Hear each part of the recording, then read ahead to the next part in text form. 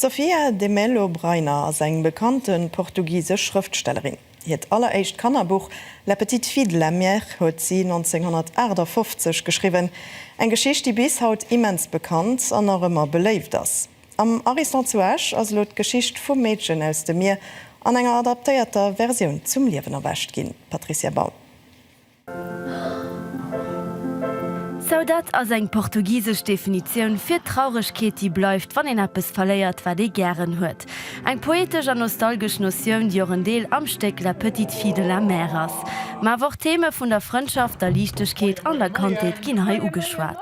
Il y a ça, il y a la migration et la recherche d'un ailleurs meilleur. Et puis l'imagination des enfants, le plaisir du jeu et d'inventer avec 3 bouts de ficelle, de se créer tout un univers.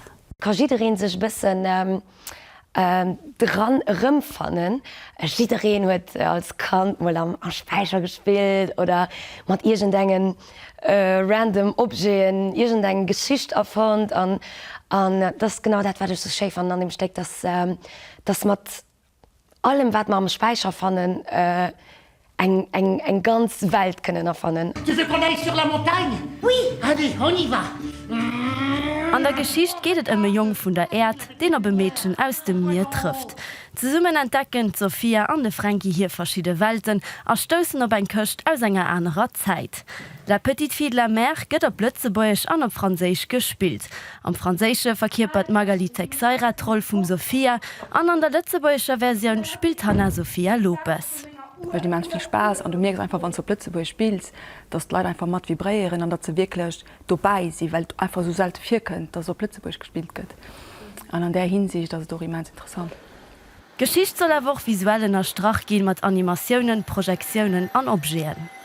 Ich meine, das ist einfach ein immens schöner Kont, an den den rangezogen wird, immens visuell. Ich meine, dass es wirklich matt reist, das ist mal das, wo wir drauf schaffen, dass, wenn ihr ein Stück gesagt, dass ihr wirklich matt denen zwei die ganze Periple, die ganz Reis möchte. Der 25. und 26. März geht Märsche vom kleinen Mädchen aus dem Meer am Ariston zu Asch, an den 11. Juni am KP zu Attelbrück gespielt.